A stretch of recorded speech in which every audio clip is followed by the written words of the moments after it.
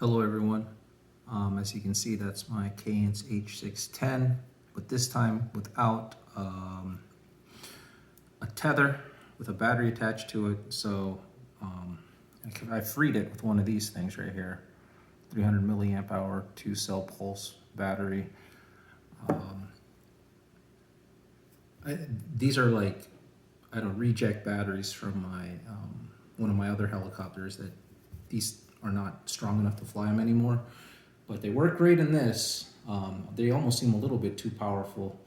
The only issue is I think that tether added a little damping to the control system, so you might see this thing oscillate much more than it used to. It's kind of a little bit scary, but you know what? For the culture, I'm just gonna go ahead and fly it, whatever.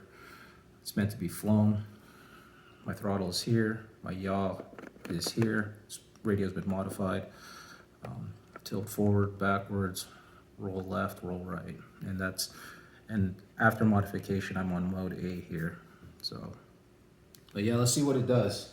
So when I flip this switch on, you can hear the gyro spooling up, and then it auto starts. It's kind of scary actually, but like that. Kind of a little bit of a bucking bronco, as you can kind of see. It kind of shimmies and oscillates and does all sorts of crazy things, but you know what? Things from the 90s, these is old, it's all old. I don't even know how it still flies, but whatever.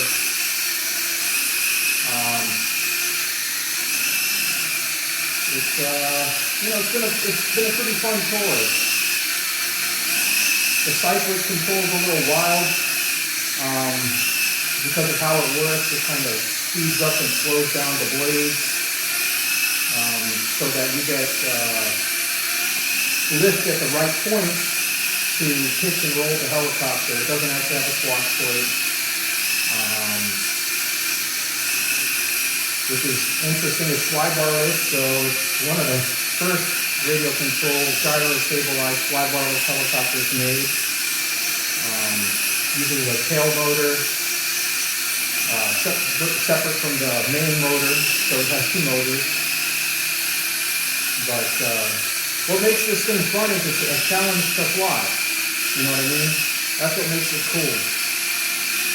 You know, from the early 90s, or the 90s at least, when this thing was made, we were just getting, you know, crappy Tyco toys and stuff, and they had this kind of stuff in Japan, man. They were holding out on us.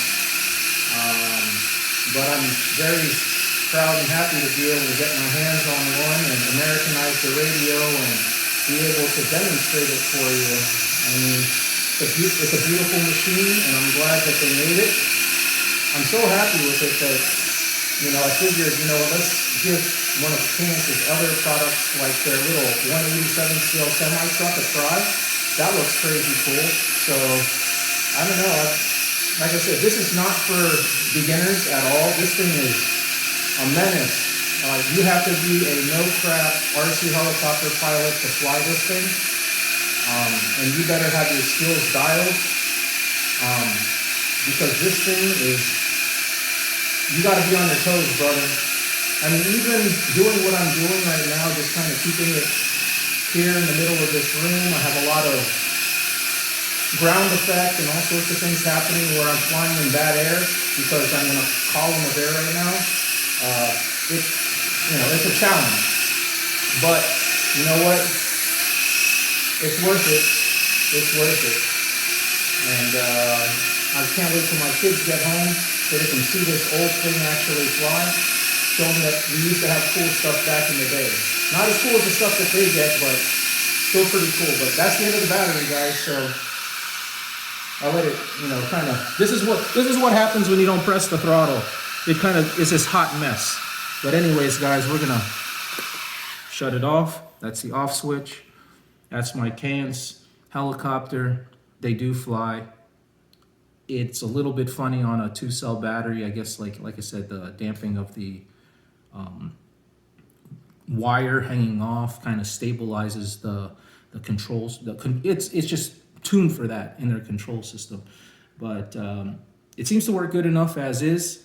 And I'm going to continue to play with it. I'm going to try to put out a video that shows a little bit more of the close-ups of the mechanics and all that, because there aren't very many videos of this thing.